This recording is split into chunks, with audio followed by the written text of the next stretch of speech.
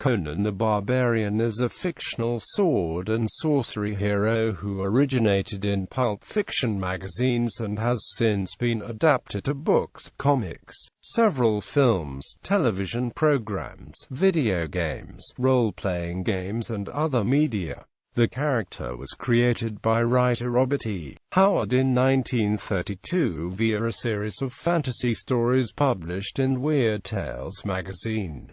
Publication history: Conan the Barbarian was created by Robert E. Howard in a series of fantasy stories published in Weird Tales magazine in 1932. For months, Howard had been in search of a new character to market to the burgeoning pulp outlets of the early 1930s. In October 1931, he submitted the short story People of the Dark to Clayton Publications' new magazine, Strange Tales of Mystery and Terror. People of the Dark is a remembrance story of past lives, and in its first-person narrative the protagonist describes one of his previous incarnations.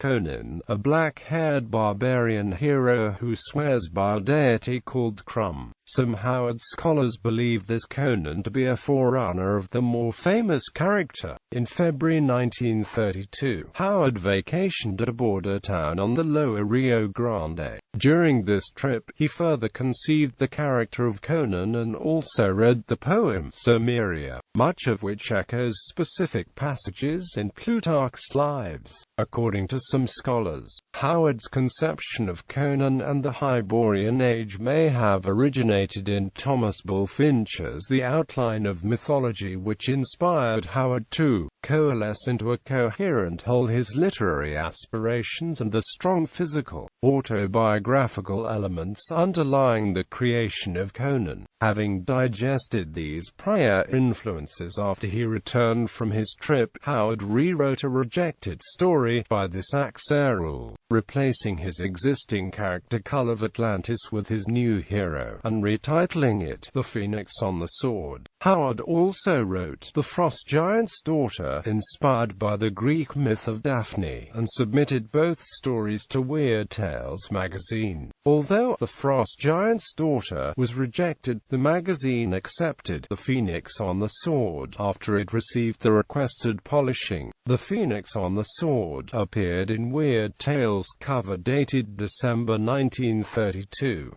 Editor Farnsworth Wright subsequently prompted Howard to write an 8,000-word essay for personal use detailing the Hyborian Age, the fictional setting for Conan. Using this essay as his guideline, Howard began plotting The Tower of the Elephant, a new Conan story that would be the first to truly integrate his new conception of the Hyborian world. The publication and success of The Tower of the Elephant would spur Howard to write many more Conan stories for Weird Tales. By the time of Howard's suicide in 1936, he had written 21 complete stories, 17 of which had been published, as well as a number of unfinished fragments. Following Howard's death, the copyright of the Conan stories passed through several hands. Eventually, under the guidance of L. Sprague de Camp and Lynn Carter, the stories were edited, revised, and sometimes rewritten. For roughly 40 years, the original versions of Howard's Conan stories remained out of print. In 1977, the publisher Barclay Books issued 3 volumes using the earliest published form of the text from Weird Tales, but these failed to displace the edited versions. In the 1980s and 1990s, the copyright holders of the Conan franchise permitted Howard's stories to go out of print entirely, while continuing to sell Conan works by other authors. In 2000, the British publisher Gollancz Science Fiction issued a 2-volume, complete edition of Howard's Conan stories as part of its Fantasy Masterworks imprint, which including several stories that he had never seen print in their original form. The Gollancz edition mostly used the versions of the stories as published in Weird Tales. In 2003, another British publisher, Wandering Star Books, made an effort both to restore Howard's original manuscripts and to provide a more scholarly and historical view of the Conan stories. It published hardcover editions in England, which were republished in the United States by the Del Rey imprint of Ballantine Books. The first book, Conan of Cimmeria, Volume 1, includes Howard's notes on his fictional setting, as well as letters and poems concerning the genesis of his ideas. This was followed by Conan of Cimmeria, Volume 2 and Conan of Cimmeria, Volume 3. These 3 volumes combined include all of the original unedited Conan stories. Setting: the various stories of Conan the Barbarian occur in the fictional Hyborian Age, set after the destruction of Atlantis and before the rise of the known ancient civilizations.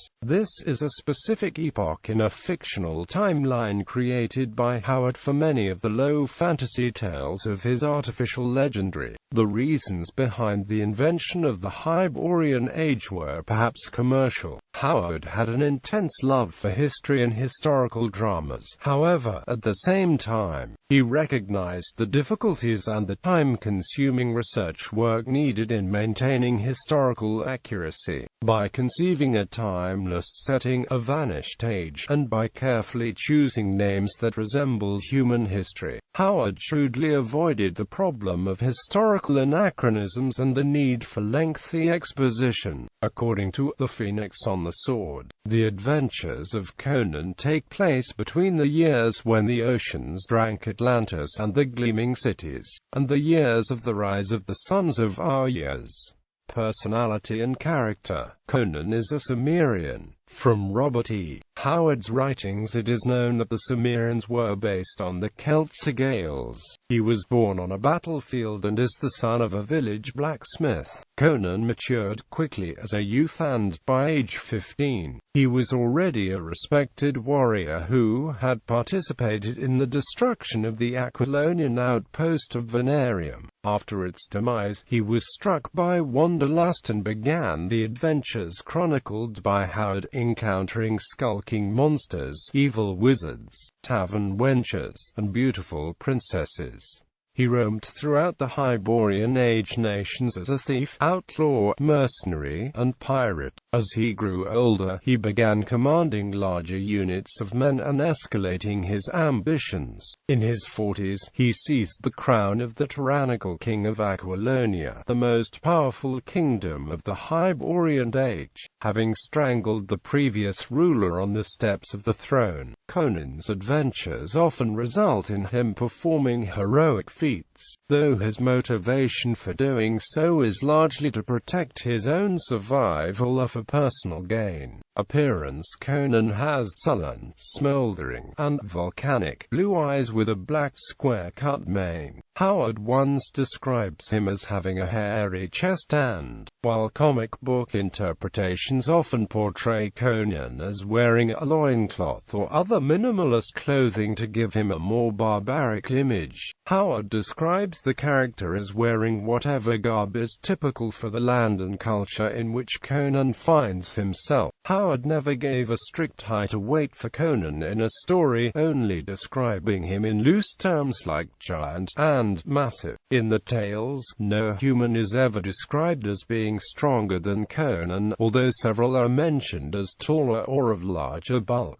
In a letter to P. Schuyler Miller and John D. Clark in 1936, only 3 months before Howard's death, Conan is described as standing 6 feet and weighing 180 pounds when he takes part in an attack on Venarium at only 15 years old, though being far from fully grown. Although Conan is muscular, Howard frequently compares his agility and way of moving to that of a panther. His skin is frequently characterized as bronzed from constant exposure to the sun. In his younger years, he is often depicted wearing a light chain shirt and a horned helmet, though appearances vary with different stories. During his reign as king of Aquilonia, Conan was a tall man, mightily shouldered and deep of chest, with a massive corded neck and heavily muscled limbs. He was clad in silk and velvet, with the royal lions of Aquilonia worked in gold upon his rich jupon, and the crown of Aquilonia shone on his square-cut black mane, but the great sword at his side seemed more natural to him than the regal accoutrements. His brow was low and broad, his eyes a volcanic blue that smoldered as if with some inner fire. His dark, scarred, almost sinister face was that of a fighting man, and his velvet garments could not conceal the hard, dangerous lines of his limbs.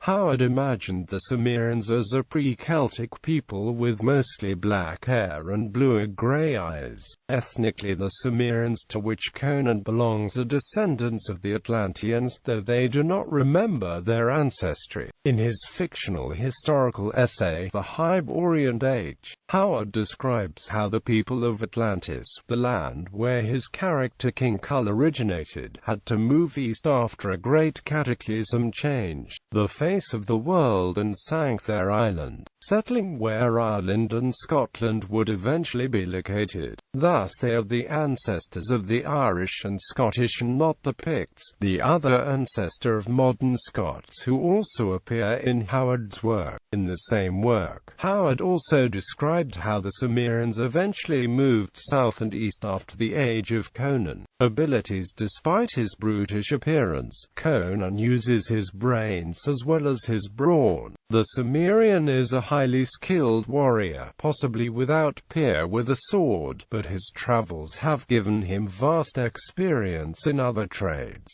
especially as a thief. He is also a talented commander, tactician, and strategist, as well as a born leader. In addition, Conan speaks many languages, including advanced reading and writing abilities. In certain stories, he is able to recognize, or even decipher, certain ancient or secret signs and writings. For example, in Jewels of Gwalior, Howard states, in his roaming about the world the giant adventurer had picked up a wide smattering of knowledge, particularly including the speaking and reading of many alien tongues. Many a sheltered scholar would have been astonished at the Cimmerian's linguistic abilities. Quote, he also has incredible stamina, enabling him to go without sleep for a few days. In A Witch Shall Be Born, Conan fights armed men until he is overwhelmed, captured, and crucified, and goes a night and a day without water, but still possesses the strength to pull the nails from his feet, then to hoist himself into a horse's saddle and ride 10 miles. Another noticeable trait is his sense of humor, largely absent in the comics and movies, but very much a part of Howard's original vision of the character. His sense of humor can also be rather grimly ironic, as was demonstrated by how he meted out justice to the treacherous and ill-fated innkeeper Aram Bakshin Shadows in Zambula. He is a loyal friend to those true to him, with a barbaric code of conduct that often marks him as more honorable than the more sophisticated people he meets in his travels. Indeed, his straightforward nature and barbarism are constants in all the tales. Conan is a formidable armed and unarmed combatant. With his back to the wall, Conan is capable of engaging and killing opponents by the score. This is seen in several stories, such as Queen of the Black Coast, The Scarlet Citadel, and A Witch Shall Be Born. Conan is not superhuman, though he did need the providential help of Zelator's wolf to defeat 4 Nemedian soldiers in the story The Hour of the Dragon. Some of his hardest victories have come from fighting single opponents of inhuman strength, one such as Thak, the ape-man from Rogues in the House, or the Strangler Baal Pteor in Shadows in Zambula. Conan is far from untouchable and has been captured and defeated several times. Influences: Howard frequently corresponded with H.P. Lovecraft, and the two would sometimes insert references or elements of each other's settings in the works. Later editors reworked many of the original Conan stories by Howard, thus diluting this connection. Nevertheless, many of Howard's unedited Conan stories are arguably part of the Cthulhu mythos. Additionally, many of the Conan stories by Howard, De Camp and Carter used geographical place names from Clark Ashton Smith's Hyperborean cycle. Original Robert E. Howard Conan stories. Conan stories published in Weird Tales: The Phoenix on the Sword, The Scarlet Citadel, The Tower of the Elephant, Black Colossus, The Slithering Shadow, The Pool of the Black One, Rogues in the House, Iron Shadows in the Moon, Queen of the Black Coast, The Devil in Iron, The People of the Black Circle, A Witch Shall Be Born, Jewels of Gwalior, Beyond the Black River, Shadows in Zambula, The Hour of the Dragon, Red Nails. Conan stories published in Fantasy Fan magazine. Gods of the North published as The Frost Giant's Daughter in The Coming of Conan, 1953. Conan stories not published in Howard's lifetime. The God in the Bowl, published in Space Science Fiction, September, 1952. The Black Stranger, published in Fantasy magazine, Feb. 1953. The Veil of Lost Women, published in the Magazine of Horror, Spring 1967. Unfinished Conan stories by Howard. Drums of Tombaku's Fragment, published in Conan the Adventurer, 1966. The Hall of the Dead synopsis, published in the Magazine of Fantasy and Science Fiction, February 1967. The Hand of Nurgle fragment, published in Conan, 1967. The Snout in the Dark fragment, published in Conan of Cimmeria, 1969. A number of untitled synopses for Conan stories also exist. Other Conan-related material by Howard. Wolves Beyond the Border, a non-Conan story set in Conan's world, fragment, published in 1967 in Conan the Usurper. The Hyborian Age, an essay written in 1932, published in 1938 in The Hyborian Age. Cimmeria, a poem written in 1932, published in 1965 in The Howard Collector. Book editions. The character of Conan has proven durably popular, resulting in Conan stories by later writers such as Poul Anderson, Leonard Carpenter, Lin Carter, L. Sprague de Camp, Roland J. Green, John C. Hocking, Robert Jordan, Sean A. Moore, Bjorn Nyberg, Andrew J. Offit, Steve Perry, John Maddox Roberts, Harry Turtledove, and Carl Edward Wagner. Some of these writers have finished incomplete Conan manuscripts by Howard. Others were created by rewriting Howard's stories, which originally featured entirely different characters from entirely different milieus. Most, however, are completely original works. In total, more than 50 novels and dozens of short stories featuring the Conan character have been written by authors other than Howard. The Gnome Press edition was the first hardcover collection of Howard's Conan stories, including all the original Howard material known to exist at the time, some left unpublished in his lifetime. The later volumes contain some stories rewritten by L. Sprague de Camp, including several non-Conan Howard stories, mostly historical exotica situated in the Levant at the time of the Crusades, which he turned into Conan yarns. The Gnome edition also issued the first Conan story written by an author other than Howard, the final volume published, which is by Bjorn Nyberg and revised by de Camp. The Lancer Ace editions, under the direction of de Camp and Lin Carter, were the first comprehensive paperbacks, compiling the material from the Gnome Press series together in chronological order with all the remaining original Howard material, including that left unpublished in his lifetime and fragments and outlines. These were completed by De Camp and Carter, and new stories written entirely by the two were added as well. Lancer Books went out of business before bringing out the entire series, the publication of which was completed by Ace Books. 8 of the eventual 12 volumes published featured dynamic cover paintings by Frank Fraser that, for many fans,